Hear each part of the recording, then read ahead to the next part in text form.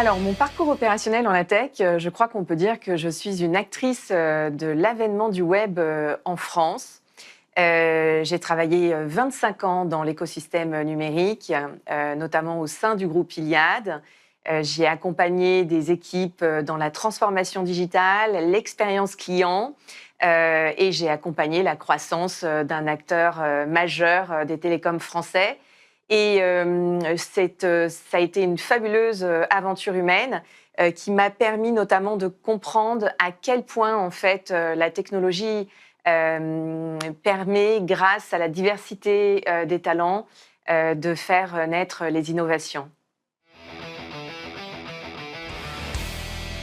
Alors oui, évidemment, j'ai perçu des biais sexistes.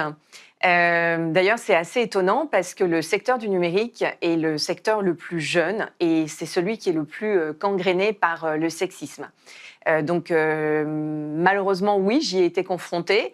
Mais je dois dire que ce n'était pas forcément des biais directs, mais plutôt des réflexes culturels. Et c'est ça, en fait, qui est très particulier. Pour vous donner des exemples très concrets, la parole féminine qu'on va un petit peu moins écouter, les compétences que l'on va devoir davantage prouver. C'est aussi parfois se battre ou se manifester pour avoir une rémunération équitable.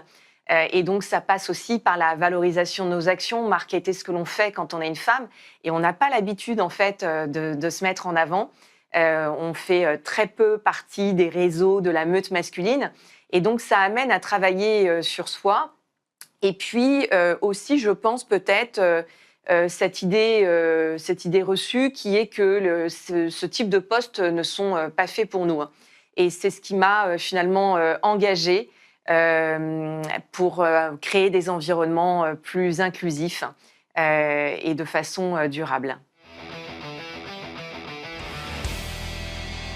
Alors le déclic que j'ai eu pour me lancer dans le combat de l'égalité professionnelle, c'est finalement la question qu'une journaliste m'a posée, une journaliste des Échos, et qui elle dressait le portrait en fait de cette jeune femme que j'étais, qui dirigeait des milliers de personnes.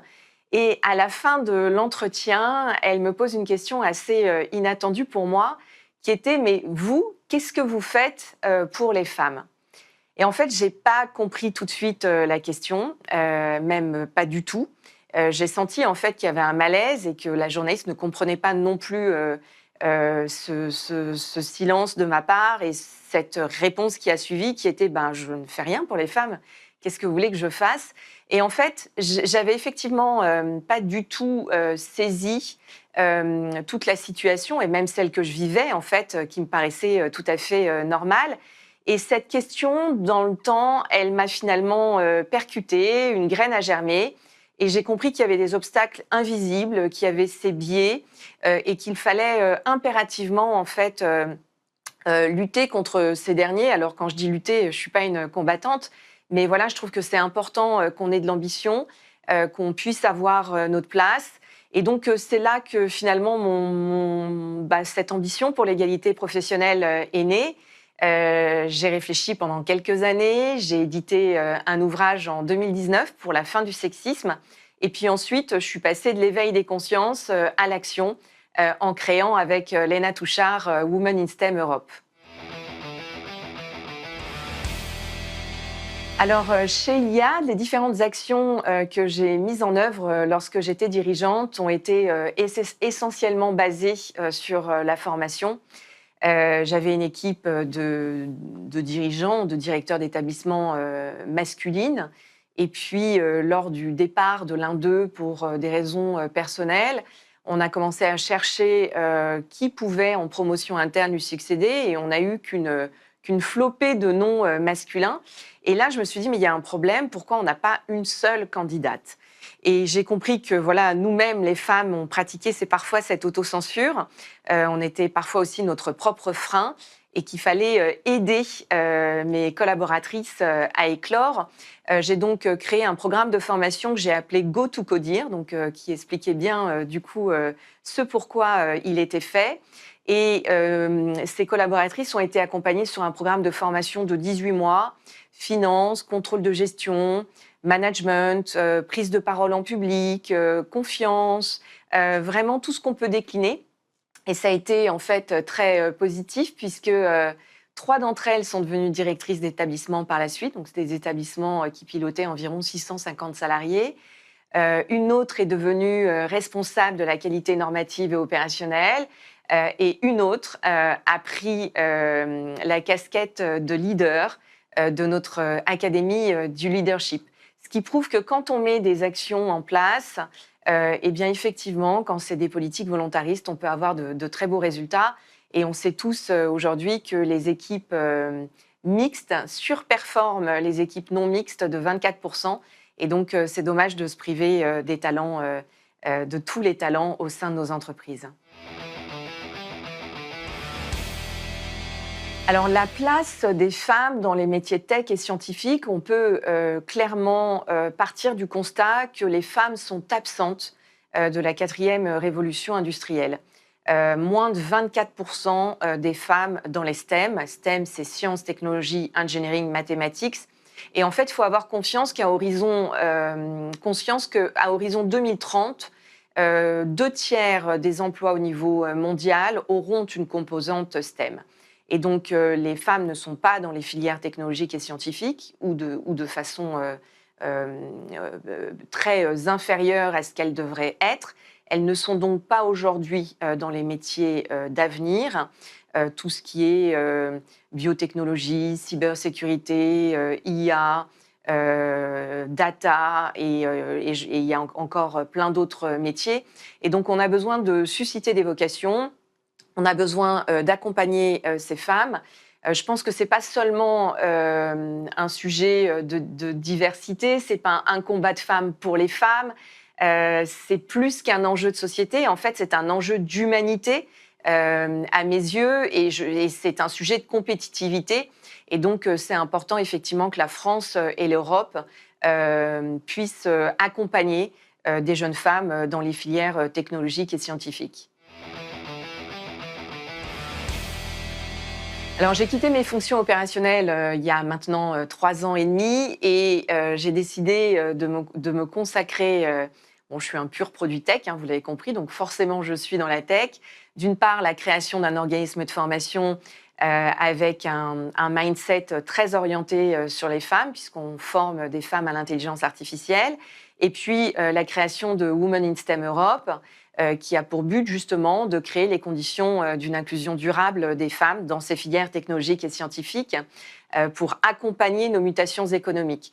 Donc, c'est vraiment aujourd'hui voilà ce que je fais au quotidien, et je suis pro bono à 50% de ma semaine pour Women in STEM Europe, et que l'on porte avec un plan d'action très précis avec Léna Touchard, mon associée. Alors, Women in STEM Europe est une initiative qui consiste à créer les conditions d'une inclusion durable des femmes dans ces différentes filières. Concrètement, on agit sur 3 axes. Le premier, on a un média intergénérationnel. On peut nous retrouver sur YouTube, TikTok, LinkedIn, Instagram. On part du principe qu'on ne peut pas devenir ce que l'on ne voit pas. Et donc, on met en évidence, on met des femmes en lumière, d'horizons très diversifiés, pour montrer celles qui déjà font avancer la science, la tech. Donc, c'est important effectivement qu'on puisse créer ces rôles modèles, montrer qu'elles existent, que c'est possible. Donc ça, c'est une première grande action. On fait des ateliers également. On va dans les écoles, les prépas, les IUT, les écoles d'ingé, les lycées, et on espère bientôt les collèges, pour ouvrir le champ des possibles à toute cette génération. On a également un tour de France, et donc on passe dans toutes les grandes agglomérations françaises, toujours pendant 3 à 4 jours, pour aller à la rencontre des territoires, des différents écosystèmes, des associations locales, des écoles, comme je le disais.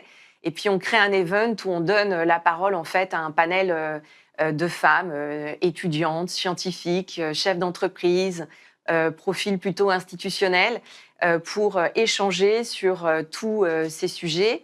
Et on a pris l'engagement cette année de former 1000 femmes à l'intelligence artificielle de façon gratuite et 300 étudiantes qu'on forme également aux soft skills de façon gratuite.